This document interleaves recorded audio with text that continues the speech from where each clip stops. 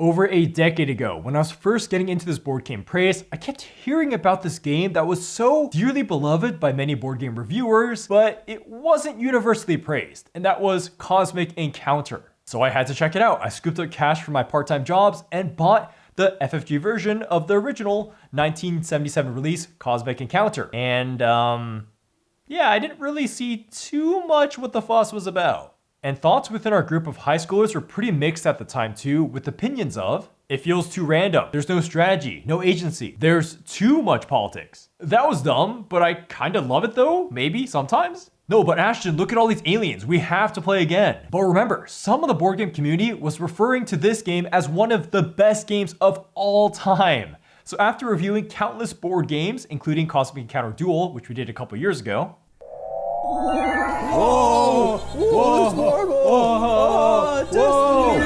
now I feel like I can approach this in a much more knowledgeable way. Like, how does it even relate to modern area controls and Euros? Cosmic Encounter is a game from 1977 that is one of the most influential games of all time, inspiring light backstabby games with its heavy politics, and Richard Garfield even said that it inspired Magic the Gathering with how many darn ability interactions there are. Even Matt Leacock said it inspired his cooperative games of giving players different powers. Okay, so now we know why Cosmic Encounter, let's go into what is Cosmic. Cosmic Encounter is a political sci-fi game to control the universe by establishing colonies as you play different alien civilizations. You'll do this in cycles of getting told what player you can attack, choosing a planet to attack, pick how many ships you're dedicating, and then do combat. But there's lots of ways to spice this up, as both attackers and defenders can ask for allies to help them. Then there's even negotiate cards to essentially trade planets. Or cards. The juice is that there's tons of alien powers that will start bending the rules. Lastly, Cosmic is for 3 to 5 players, plays in about 60 minutes. We played this 4 times recently at 4 and 5 players, with a bunch of times growing up, so we probably have at least like 8 to 10 plays of this by now. So how will I truly think about Cosmic Encounter after having bought this for the second time in my life?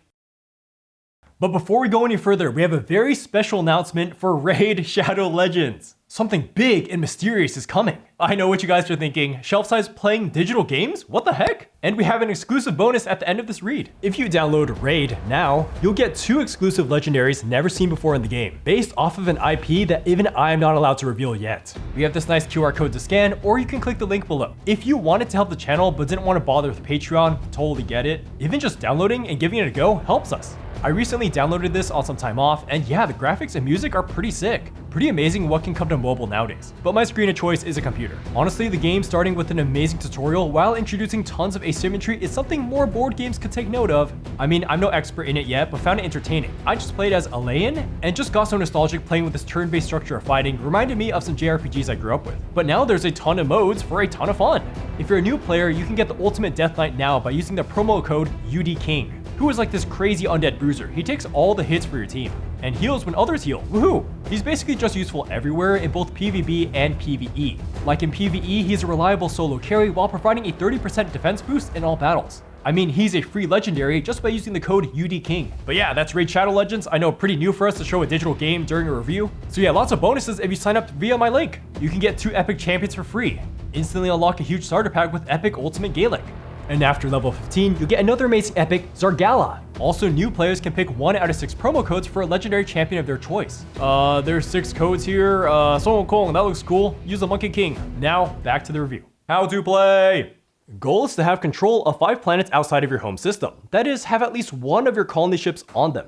You can do this via violence or negotiating in things, and these all happen in overarching things called encounters, which are like fights of 1 attacker and 1 defender. At the start of someone's turn, they first revive 1 ship they may have in the warp to now go on any of their planets. The warp is like a graveyard. Then they flip a destiny card, and that's the person they're attacking. They pick 1 of the defender's planets, and then put down between 1 to 4 ships. Can be from any of their colonies. Then the attacker can ask for anyone around the table to be an ally to the attacker cause. Nothing happened yet, because then the defender also does the same. They ask for anyone to be an ally to the defending cause. Then the people who are invited can accept invitations, putting between 1 to 4 ships from their planets onto the attacker or defender side. The reason to help the attacker is to also control the planet if the attacker wins. The reason to help the defender is to get 1 card per ship you contributed if the defender wins. However, Allied ships all get wiped out in addition to the main attacker or defender if their side loses. Okay, so now it's time to fight. Both the attacker and defender pick an encounter card from their hand and play it face down. Encounter cards typically just add some number to the fight, but can also open up a negotiation. We'll explain in a bit. Then both players flip their encounter cards at the same time and add up their totals. Each ship on their side is worth value 1. The winning side doesn't lose any ships, and the losing side loses all ships participating.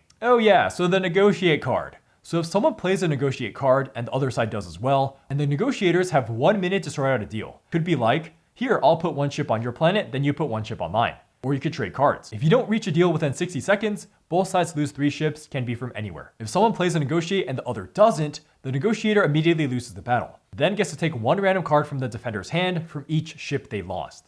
But yeah, usually there'll be a clear winner and loser to the combat, and then you adjust points accordingly. Like remember, attacking allies can get the benefit of taking the planet too. If you won the encounter as an attacker, you can decide to do a second encounter. Otherwise, play passes to the left. And that's the bare bones of the game. The moment a player or multiple players hit 5 VP, the game ends. They win. Oh, also, you must keep 3 of your home planets to win the game and to have your alien ability, so make sure you have those. Pros! Component pros time. The first are these ships. They're super easy to stack, and you can get up to the number of 4 for combats super easily. You hold it in your hand easily too. Oh, they also feel pretty much indestructible because of their circular shape, and really just get you in this silly sci-fi mood. You even got engravings on them. And they actually easily stack way beyond 4, useful for when ships start getting sent to the warp and you want to save space there. Oh, these little color indicators are also nice to keep track of who's winning, although the purple and blue one can look a little similar when it's fairly dark. And the aliens even have a TLDR at the top, upside down, which is brilliant. You can see it from across the table, and even when you're reading the ability for the first time, having that as a reference is so useful. The text could be bigger though, because this is a multiplayer game, so sometimes it's hard to see that text from across the table. Oh, and aliens even show you what phase they trigger in, which is immensely helpful at a glance and gives a nice roadmap of an encounter for new players. During combat, the distinction between negotiate and battle is immediately clear for the, oh snap, a negotiate, and even the numbers are easy to see upside down. But what is the most memorable component, and I'm sure many online will agree with me, is this hyperspace gate, this big chunky thing. It's so big, it's colorfully loud, and just smacking it on the table, pointing it to someone, just really does the job. Yeah, everyone's pointing at that direction. Easy to see. Like look at this, point it at you. Or now away from you. It definitely evokes something. Coming from a lot of modern games with player boards, there's definitely something refreshing about a game where there's a shared graveyard, and so the ships are only there or on planet, meaning that no one really has anything in front of them besides their hand of cards, which are in the hand. Basically, there's not really much to fiddle around with on the board or components during your turn, and it's always really easy to see who's winning. So the first gameplay pro is actually not going to be what people normally think of when they think Cosmic Encounter, but I think it's important to bring up now to establish a baseline for everything else, and that is the hand management. Cosmic Encounter actually has some good hand management. So we never mentioned how to draw cards and how to play. The only way to get more cards outside of abilities is to drop to 0 cards and then you draw back up to 8. However, you can only draw back up at the start of a turn, or when you get attacked. So you can have no hand until these things happen. But if you have no encounter cards in your hand, you also have to discard the artifacts and flare and reinforcements, so it's like your hand was 0. This means that you can bluff having some really strong encounter cards, then discard flares, artifacts, and reinforcements, and now you have a ton more cards. There's also another fun wrinkle for artifacts and flares where sometimes you don't want to or can't play them, but you also don't want them to go into your opponent's hands when they can steal randomly from you from, say, a negotiate. So you can purposefully reduce your hand, like trade other cards away, then oh snap, these are the only cards left, well I have to discard them, so no one can have it. Tying that back into negotiate, well, how about pretending to negotiate but actually attacking instead? This isn't necessarily to portray someone, but just because you want them to steal from your hand, so now it's empty and now you can draw more cards later. The second way to get cards without an ability is to help someone defend, and this is a great dynamic because it's pretty high risk to do so. That's because the actual defender usually doesn't have as much incentive to win the fight as the actual attacker, because if the actual attacker wins the fight, they get a freaking point, it's a planet.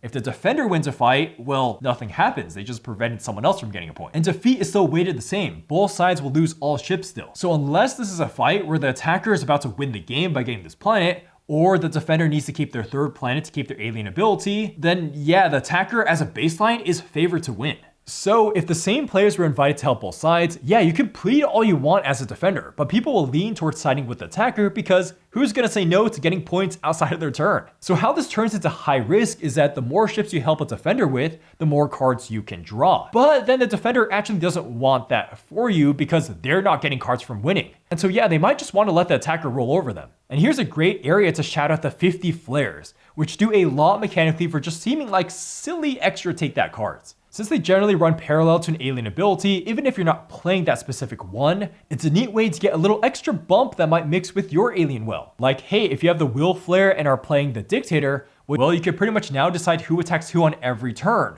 including your own. Or the new filch flare to steal someone's artifact. It's just that you have to discard and negotiate as well, so that works great if you have an alien power that lets you reuse negotiates when you otherwise play them. Flares also lead to really fun trading opportunities, because more likely than not, someone will have your alien's flare, so they can trade it to you for bananas plays. Like with the Oracle, instead of now looking at their committed card before playing yours, you can just return everything back to the participants and continue as if a deal had been made. So it's almost like you just skipped the battle, even when you're about to lose. Or for the mind. Now you can look at the hand of both players when allying before you can only look at one. Since flares go back in your hand after using them, meaning that you can reuse them repeatedly, as long as you just use one in an encounter. So with a flare in hand, yeah, it can often feel like you're playing with about 1.5-ish aliens. And if you have your own flare, it's like your alien got supercharged. And alien abilities will get their own pro section later. The last thing for hand management is that there's a lot of ways to get knowledge of opponents' hands, and the game rewards knowledge of cards in your opponent's hands. Like for example, they took a card from you, or they were able to play a card and get it back. So now you know when to activate ways to remove their cards via negotiate or abilities, or just choose not to let them fight in certain counters when you know they have busted flares, or just mount a really strong defense against their tricks. And of course, you can spread lies about what another person put into their hand from yours.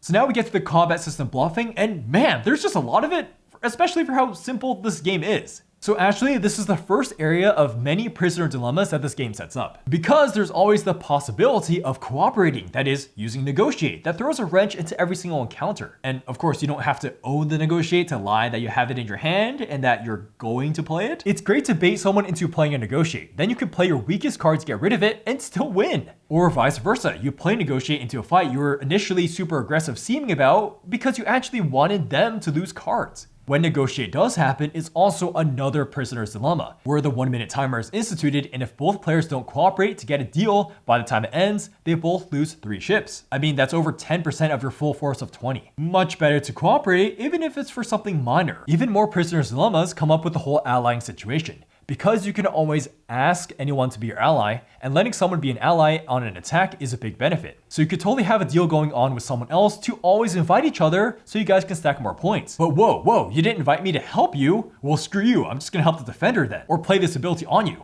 From lovers to enemies. And Cosmic Encounter has so many of these prisoner's dilemmas every turn as you add up, yeah, the attacker defender, they have this, but then also the allying or defending invite from the attacker to every player, and then the defender to every player. And because the game of Cosmic Encounter is, well, just a bunch of Cosmic Encounters, with every player having some sort of participation on every other player's turn, yeah, the prisoner dilemma frequency gets riled up to the extreme, and you can see how people get pretty emotionally riled up playing this game. Okay, example time. You can get betrayed 3 encounters in a row by someone, just one person. So to start the sequence off, let's say you invite me to defend because you say, oh, I have a really strong card in my hand. We can't lose. I know you need some cards, so yeah, just send over a bunch of ships and I'll win this for you. We should win the combat, right? So the cards are committed, we flip the cards. Oh great, you played a 13. Okay, so you lost on purpose. But turns out the other guy played a 4, so he tanked even harder. So us as defenders, we win. I'm gonna get my defender compensation, about to draw the cards, and you played the card that negates defender compensation. So I helped you for no reason. Okay, so next turn, I attack you out of anger. But then you say, hey, let's make amends. I have an offer you can't refuse. 1 planet for 1 planet swap. I know you're pretty weak on ships. This could be easy. Okay, so I say fine. Then I play my negotiate, and then you betray me. On the next turn, okay, neither me nor you are the main players. But then when I ally with the other guy and the combat is clearly about to go our way, you play Cosmic Zap on the winner, so their alien ability gets nulled, so they lose. So I lose. What the heck? That's the thing, your intention might not even be to betray someone, but because the game is so interconnected with so many agents just stirring up the pot, you can have maximum chaos. There's just more reasons to play the take that's on each other, to keep the alliances shifting around. Let's just have the good guys win, right? And then the good guy team just keeps changing. But before going down the rabbit hole of even more player interaction, I want to wrap up the encounter outcomes by saying they're just pretty unpredictable, which makes choosing to ally with someone quite an interesting proposition. There's a lot of attack modifiers. Now we won't get into too much about the aliens yet that can add or subtract power from each side, but the reinforcements being able to play by anyone participating, even allies, really throws a big wrench in it. And it's neat that you can play for either side just in case you switch your mind about wanting to win. And there's a motion control to transform both attack cards to negotiate, or maybe when they try to make the deal, it gets quashed by another player who doesn't like those terms. Unpredictability is good, but maybe this sounds like too much. But actually, when you take a closer look at the numbers inside the deck, the outcomes are actually mathable. Like you could somewhat predict them. When you combine the knowledge of having some info about people's hands with the numbers being 0 to 40, with the numbers weighted on the single digit side, and then the second strongest combat is a 30, you can kind of expect certain value. Then the deck is 80-ish cards, depending on player count, as you can add or remove flares based off having more players. But generally, with everyone getting 8 cards to start the game, well, you're gonna go through about half the deck on the opening hands. So after a couple full hand resets and miscellaneous cards, you're gonna go through most of the cards in the game. That's very crucial to know to play around the insanely swingy take that cosmic zap to cancel someone's alien power, or the card zaps to just negate any other flare or artifact. Like once you see a +5s and the +3s in the discard, you know you have a little bit more breathing room and someone not playing that on you. Okay, so now to continue player interaction. And even today, one of the standout things that Cosmic Encounter does is having multiplayer victories in non-permanent alliances. So it feels like there's some cool agency on how exactly you want to win. Do you want to win with 2 other people? Do you want to just win with you and a friend? Or do you want to go bold and just try to win by yourself? Now, this might be some fun commentary on human psychology, where a win with another player just might not be as satisfying as a win by yourself. But winning by yourself requires lots of tricks and probably some luck. And if you clearly announce that you're only winning by yourself, no friends ever, well, you're fighting a 1v4 if you're playing with 5 players. So you must use trickery at every step of the way to win consistently. Or if you really want to stoop down to do a tie victory, you can just negotiate with the other 4-pointer to planet swap. Oh wait, no, you betrayed me? We were supposed to just trade planets, and now you just hit me when I come in peace? Ah, you're evil. See how the prisoner's dilemmas are constant. Also, isn't it just incredibly novel for a competitive game to have everyone at the table win against one person if they wanted to? It's just really messing with group dynamics and even punishing someone for being too scummy during a match, or having an alien power that is just too overpowered in a matchup.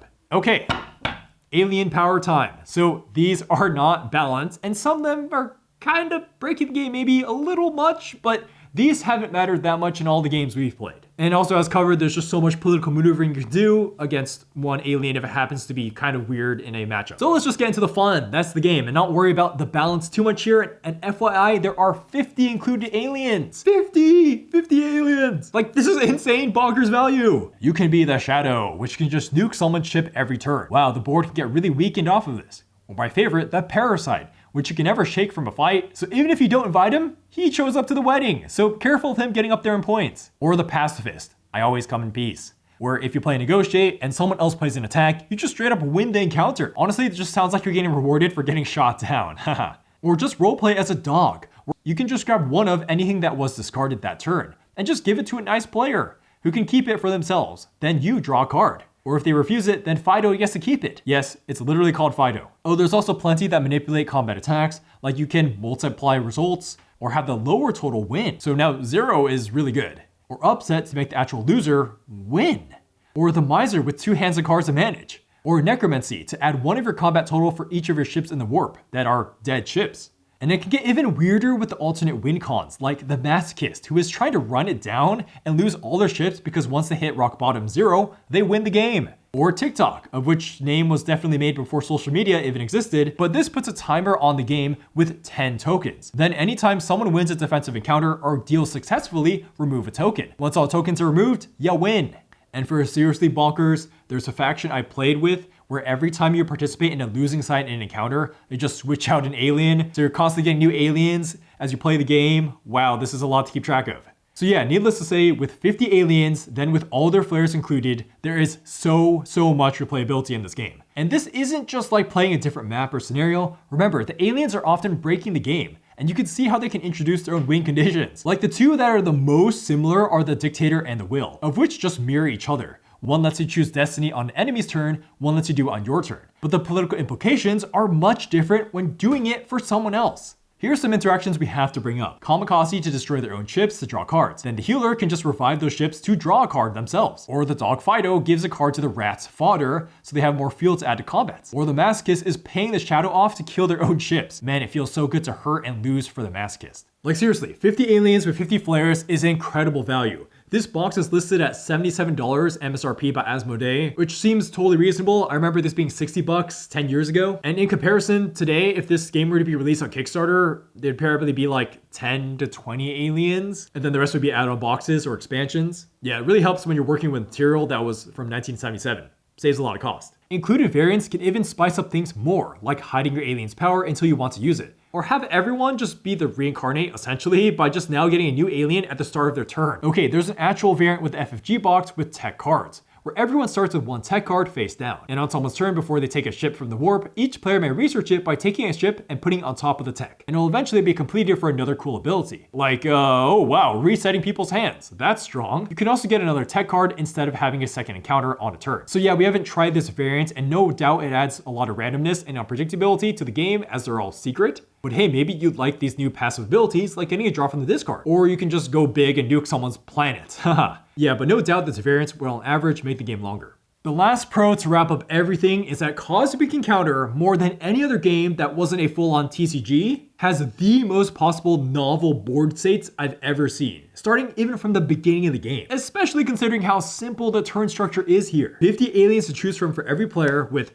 2 flares added to the deck for every player, means yeah, there is just so many permutations of things. Heck, even if someone had the same exact alien with the same flares in the deck, well, the people they're playing against aren't going to pilot their aliens the same, so it'll be different. Sometimes the game is really based off of turn order too, and how people are sitting around the table. Like, take into account that when people accept invitations for combat, it's clockwise from the attacker. So if you have your ally to your left, and you ask them first to help you, well yeah, they might just help you. That's it. But if they're sitting on your right, that person might not be as inclined to help you once they see all the defenders gearing up there. Basically, when you're accepting invitations to ally with someone, whether it be attacking or defending, you're always looking at what people did before you. And that order matters on how you're sitting around the table. Cons. Okay, component cons time.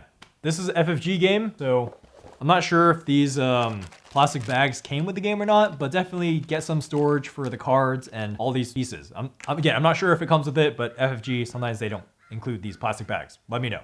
Okay, but now for the actual hiccups of this game, well, there's a lot of misses with writing that really start adding up for a confusing experience. Like the flares. They don't even say the word flare on them. That's really odd because the artifacts and counters say so. Also, the flares should totally remind you that they go back into your hand and that there's only 1 flare per encounter per player, because that can be pretty easy to forget in heat of all the yelling, negotiation. Oh, and while we're on cards, there should have been a card count of these 3 types of cards, since they're extremely strong. And they have 2 copies as opposed to most artifacts only have 1 copy. Okay, now it's time to be real with it. There is just way too much text in this game. Good writing is precise and to the point. Cosmic's writing is not really so much. And you know how a lot of modern games use symbols in their games?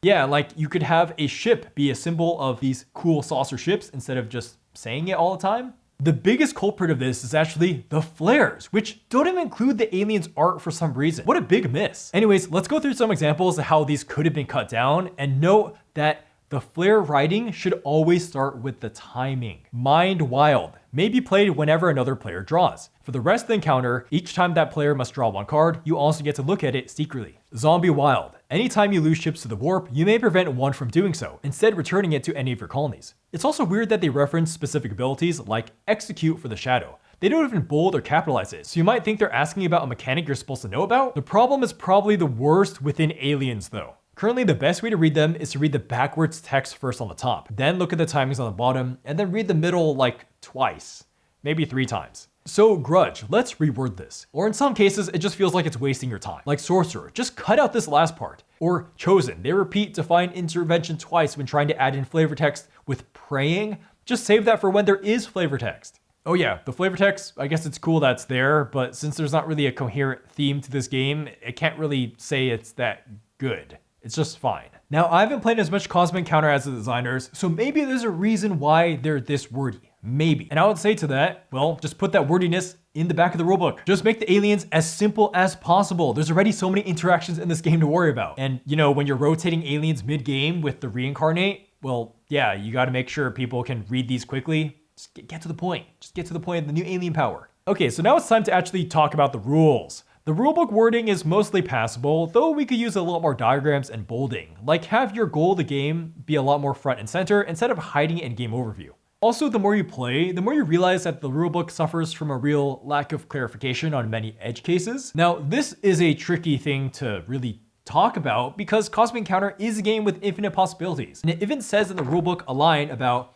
oh, if an alien interaction doesn't seem like it works, just carefully think about it. Right? Because they know that you just can't possibly clarify everything. But they should have still reduced the amount of times you feel like you need to make up your own rules. For example, like there's no index, so it's hard to quickly reference alien abilities, or even phases of the game. Oh, and some of the terms are weird, like compensation is a word for negotiation. Honestly, it sounds like defender compensation. If it's related with negotiation, it probably should have something related to negotiation on it. Or how about let's clarify the difference between an encounter and a turn. Because an encounter is most of your turn, but starting a new encounter doesn't start a new turn. So that can throw you off when it says that at the start of your turn, you're allowed to draw more cards, but not at the start of an encounter. I don't really want to get too into the weeds for this, so I'll just end with how Cosmic Encounter, with all of its abilities, with different phases of each encounter with attacking and defending allies, is a quite technical game. Like there's triggers galore, but it just doesn't manage that very well. Honestly, a couple of flowchart examples would have helped, and I can see rulings happening where players just lawyer it out for a while, then just flip a coin. There is a timing conflict section in the back of the rulebook that does help though.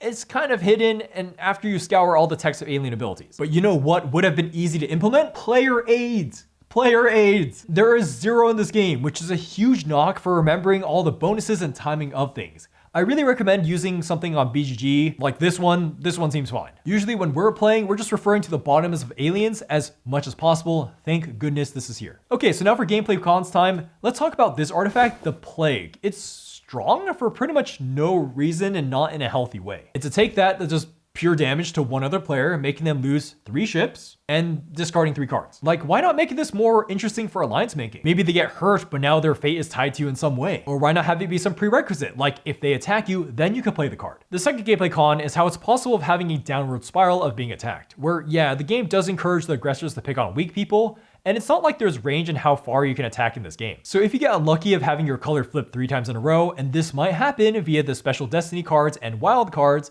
and you can't diplomacy your way out of it, and your hand is awful, yeah, you're kind of screwed. And if you think about incentives, no one wants to ally with a defender if you know they're gonna lose. Unless that would otherwise end the game. Like some factions and flare combinations just don't have a way to cycle your hands easily. And if you have a bunch of combat cards with no negotiate, yeah, you just stagnate playing garbage for a while. One of the only real ways to get out of this is to successfully be an allied defender to someone else. Problem is that if that fails, you're down even more ships. Like in most games, since your options increase the more stuff you have, especially if you're able to retain 3 home plants for your ability, you gotta make sure you keep those things up. This is definitely the worst in a lower player count. Like in 3 players, yeah, you're gonna have quite silly outcomes. I mean, imagine playing against 2 other players and they're both attacking 1 player, you. So yeah, you could have 2 players just band together and just attack someone for the entire game. So those 2 win together.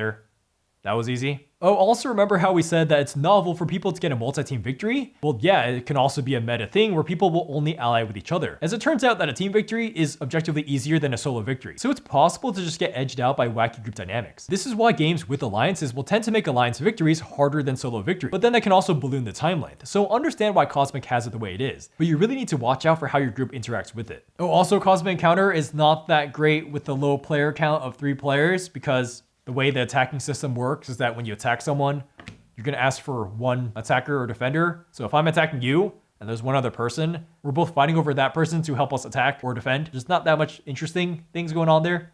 There is the 6-player count paywalled with expansions, which seems like a good count, but you also want to be careful because you don't want too many turns to pass before you actually get to go, which brings us to, yeah, it's possible to not get more than 1 turn in a game of Cosmic Encounter, which can feel bad to some. I mean, this game is so political that technically you're involved in every combat, but if you're playing an alien that has this thing trigger only when you're an attacker, like Hate or Void, then don't go in expecting to use it that much, which is kind of a buzzkill. The last con is that this game is just really unpredictable with time length. Sometimes it's 30 minutes as 2 people just steamroll the entire table and just win together. Sometimes it could even be 3 hours as no one's able to cinch that 5th colony for a while. One major factor behind this is the Mobius tubes, where it just clears the entire graveyard. So if you're planning around that, nope.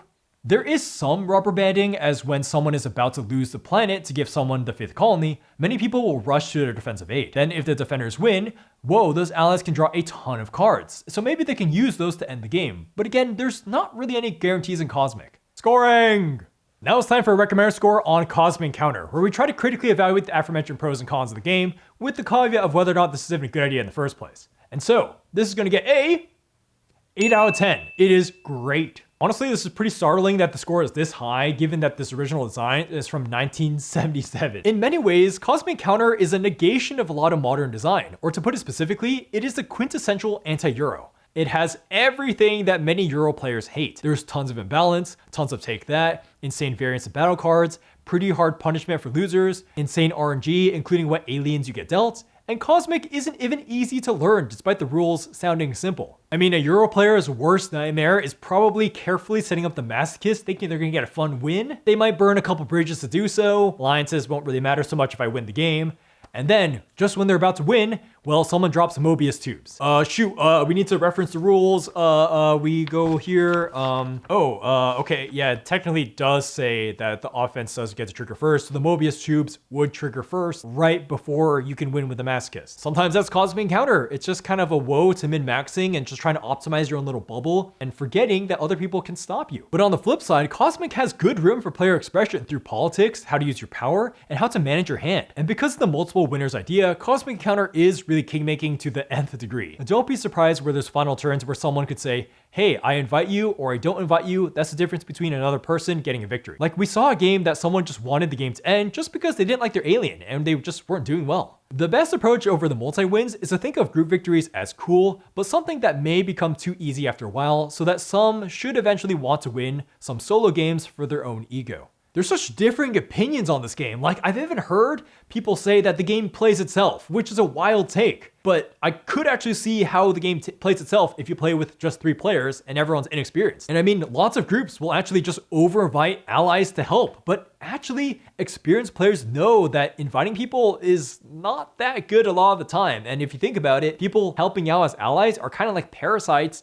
because they're leeching off of your cards in hand to get benefits. The game does favor freeform politics and swing abilities, so chaos and randomness can feel like it takes center stage over depth, but it depends on your group. And again, if you just keep your tongue moving and just try to make deals all the time, that should help you more often than not. Yeah, so it's really the case that no game's ability interactions are the same, which again differentiates it from so many Euros, especially cooperative Euros that have very clear early, mid, and end games. Cosmic can have its end game loop back to mid game sometimes as people lose a bunch of colonies, which is exciting but also leads to ballooning time lanes. And that's the double-edged sword of Cosmic. No 2 games are the same, but that could also mean that you have an awesome game with it that you may struggle to recreate in your next match that just fizzles out. There's so many permutations of aliens and flares. Yeah, there's bound to be some super janky stuff that just breaks the game we haven't seen yet. I'm sure there's just plenty of hand-waving from the regular Cosmic groups. So for me, having this decade to think about Cosmic Encounter and playing it as a high schooler and now as a much post-high schooler, I thought about, yeah, if you played it and didn't like it, take some time and think about why. Like, if it was a dual alien, then look through the alien deck and maybe pick something that really appeals to you. If it was too complex, then maybe take out some flares. Maybe the problem was people's perspective of the game.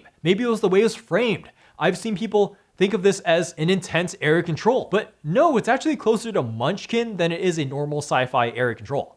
In 1977, Cosmic Encounter said it was for everyone. Back then, maybe with this game's infinite possibilities, yeah, that could be true. Nowadays, 50 years later, definitely not for everyone, with the hobby being so evolved and people's tastes being refined. It's such a weird game that doesn't really fit inside any category nowadays. If you don't like conflict, don't get this. If you don't like doing frequent deal making and lying, maybe you could play this, but it's probably not good to own. Or if you want an elegant game where the rules always make perfect sense, yeah, you're gonna be tearing your hair over this. Or if you need people's political decision making to always make sense, yeah, you should probably stay away. Heck, if you want a quick lying party game but don't want rules overhead, just play something shorter and straight to the point like Secret German or Coup. If you have more time and want actual area control with lots of deal making, maybe play something like Rising Sun or Game of Thrones 2nd Edition or TI4 or Eclipse 2nd Ed, but again, those are a lot more longer with more rules.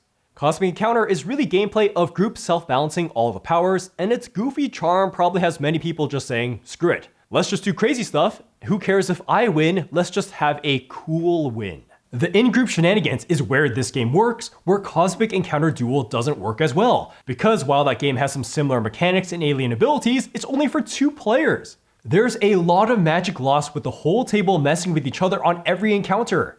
Like with many players, you don't know if players will be hostile just because they happen to sit away from each other, or maybe they just had a role-playing moment about their aliens living in harmony, so they insist on teaming up. Someone will probably forget an ability trigger, and maybe the end isn't that climactic, but maybe it is. And since Cosmic is continually swinging for the fences, it has stood the test of time and is often forgiven for all its jank. This could really be a nice refresh on tabletop gaming if it works for your group. If I were to exactly narrow down what Cosmic Encounter is in as few words as possible with the perfect run-on sentence, it would be, it's a high conflict party game for really 4 to 5 players. It can take up to 2+ hours, or it can be done in 30 minutes, and someone is probably gonna get backstabbed.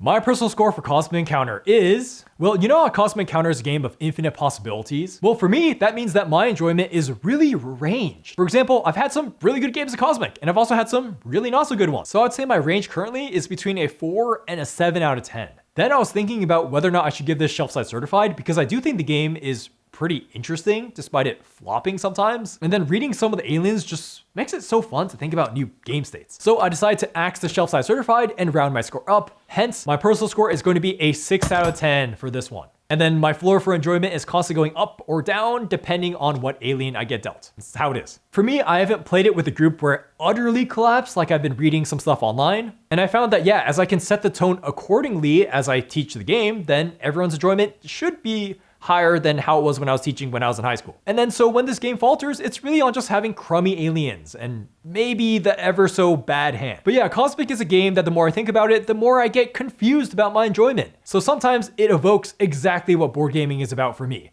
with lots of face-to-face backstabs and alliances. Like seeing other people's faces freak out over alliances is pretty entertaining. On the other hand, it also frequently feels disappointing, as it can kind of feel like it goes in circles sometimes if you gain a colony and then immediately lose it, or how there's so much shifting alliances that it feels kind of empty at times. And getting to bet for or against my friends winning or losing fights against each other is quite entertaining, lots of interaction for sure, but it does feel a bit repetitive when done too much, because encounters with other variability is what the game is doing over and over and over and over again. And then my eyes can just kind of glaze over because of how much annoying reading you have to do. It feels like I'm thrust into some legalese within this game, and so I have to read every card fully to understand the timing and how to actually squeeze the most out of it. And then oftentimes there's a ruling dispute. But hey, what's a game of Cosmic Encounter without looking up timings again, right? And then when people are constantly returning flares to their hands, it's like I'm playing the most confusing TCG ever sometimes.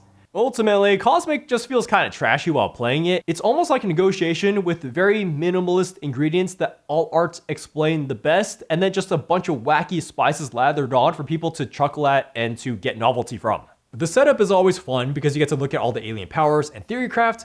Then the game hits kind of a lull after the first couple of encounters. Some people get some colonies for way too easily because that's just how alliances go. Then late game can be really hype with tons of backstabbing and exploding alien powers. Or the end game just keeps going on and on. Cosmic Encounter is a whimsical blend of hand management, luck, and negotiation, and with a big emphasis on luck and negotiation. And so sometimes I just have to smile and let things happen. Just let it happen. That's the game. That's Cosmic Encounter sometimes. And being 10 years removed from high school, from when I first played this and actively did not like it, my personal score is between probably a 3 and a 5. So yeah, I did not like it. Yeah, I think I've really just chilled out on things. I think now I'm just different. I'm just less salty about losing and just more about, yeah, that was a cool experience with friends. So this is a 6 out of 10 for me. Oh, and remember to scan my QR code for Raid Shadow Legends for limited time offers, for limited time goodies. That's it for Cosmic Encounter. Thank you guys for watching. Let me know what you think of this game. Maybe what is like the best memory with a certain alien or certain combinations of aliens. I know there's a lot out there. Okay, that's it. Bye-bye. See you guys. Can you beat it? 20... Do you have a button for your reinforcements? Why do you care? You're not going to win anyways. Well, this affects my turn. That's true. Say it again? This affects my turn, whether or not you win. Because if you win, the game ends. Dude, it's so crazy that way two people who are about to win are win. Like, I got some good cards, but not beat 20. Yeah. Did you stop my ability, by the way? 3, 2. Whatever. Oh, alright, yeah. Wait, Purposely how much lose is or that? 4?